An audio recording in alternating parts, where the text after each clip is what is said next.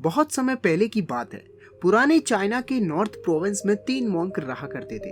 उनका नाम किसी को नहीं पता था, क्योंकि उन्होंने कभी अपने बारे में कुछ बताया ही नहीं। उन्होंने कभी किसी बात का जवाब नहीं दिया। चीन में बस उन्हें हंसते हुए भिक्षुओं के नाम से जाना जाता था। वे तीनों सिर्फ एक ही काम करते थे।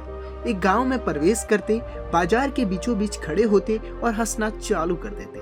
वे अपने पूरे अस्तित्व के साथ हंसते थे।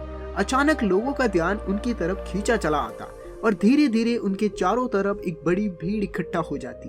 वे इतनी एकाग्रता, तल्लीनता और संपूर्णता के साथ हंसते थे कि उनकी हंसी देखकर सारा गांव हंसने लग जाता। जब वो पूरा गांव हंसी के समुद्र में डूब जाता तो वे दूसरे गांव चले जाते।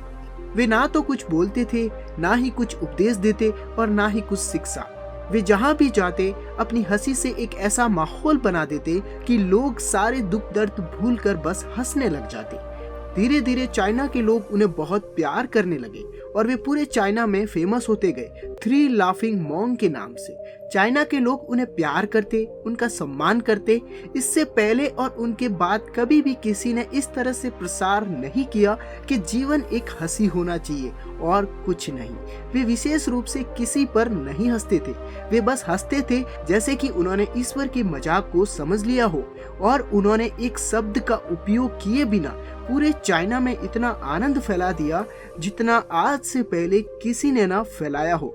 लोग उनका नाम पूछते लेकिन वे बस हंसते, तो उनका नाम बन गया 3 हंसते हुए भिक्षुक, 3 लाफिंग मॉन्क। पूरे चाइना में घूम घूम कर लोगों को हंसाते हुए समय के साथ वो बूढ़े हो गए और एक रात जब वे एक गांव में ठहरे हुए थे तो उन तीनों में से एक भिक्षुक की मौत हो गई। पूरा गांव दंग रह गया। पूरा गांव बहुत ही ज्यादा उम्मीद कर रहा था, क्योंकि उन्हें लगता था कि जब उनमें से एक की मृत्यु हुई होगी तो बाकी 2 जरूर रोएंगे और ये देखने लायक होगा, क्योंकि किसी ने कभी भी इन तीनों को रोते हुए नहीं देखा था। जब सुबह हुई तो पूरा गांव इकट्ठा हुआ, लेकिन दोनों भिक्षुक तीसरे के लाश के पास खड़े होकर जोर जोर से हंस रहे थे। ऐसी हंसी जैसी उन्होंने आज से पहले कभी ना हंसी हो। गांव के कुछ बड़े बुजुर्गों ने उन्हें समझाने की कोशिश की कि ये आपका साथी था और इसकी मृत्यु पर आपको हंसना नहीं चाहिए।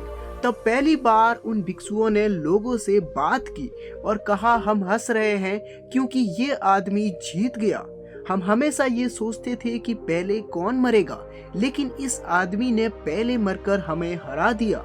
हम अपनी हार और इसकी जीत पर हंस रहे हैं। इसके अलावा ये कई वर्षों तक हमारे साथ रहा। हम एक साथ हंसे, हमने एक दूसरे की मौजूदगी, उपस्थिति का आनंद लिया। उसे अंतिम विदा देने का इससे बेहतर तरीका और क्या हो सकता है। हम केवल हंस सकते हैं, लेकिन पूरा गांव उदास था। जब मृत्यु भिक्षुक के शरीर को अंतिम संस्कार के लिए चिता पर लेटाया गया तो सारे गांव वालों को ये एहसास हुआ कि शेष 2 भिक्षुक केवल मजाक नहीं कर रहे थे, वो तीसरा जो मृत था वह भी हंस रहा था। चीन में ये प्रथा थी कि जब किसी इंसान की मृत्यु हो जाती थी तो उसके पुराने कपड़े उतार कर उसे नहला धुला कर उसे नए कपड़े पहना दिए जाते थे। लेकिन मरने से पहले उस भिक्षुक ने अपने साथियों से अपने कपड़े ना बदलने के लिए कहा था। तीसरे भिक्षुक ने कहा था, मुझे स्नान मत करवाना, क्योंकि मैं कभी अशुद्ध हुआ ही नहीं। मेरे जीवन में इतनी हंसी आई कि कोई अशुद्धता जमा हो ही नहीं सकती थी। मैंने कोई धूल जमा नहीं की है। हंसी हमेशा ताजा होती है, इसीलिए मुझे नहला कर कपड़े मत बदलना। जब उस तीसरे भिक्षुक के शरीर पे आग लगाई गई तो पूरे गांव को ये पता चला कि उस भिक्षुक ने मरने से पहले अपने कपड़ों में कुछ पुराने चीनी पटाखों को छिपा के रखा था, जो आग लगने के बाद फटकर आसमान में रंग बिरंगे कलरों में फैल गए। और ये देखकर एक बार फिर पूरा गांव जोर जोर से हंसने लगा। तो इस तरह से वो तीसरा मॉन्क मरने के बाद में भी सारे गांव वालों को हंसा गया। और ये देखकर शेष दोनों भिक्षुओं ने कहा, चालाक आदमी, तुम मर चुके हो, लेकिन तुमने हमें एक बार फिर हरा दिया। तुम्हारे द्वारा गांव वालों के चेहरे पर पैदा की गई ये हंसी आखिरी हंसी थी।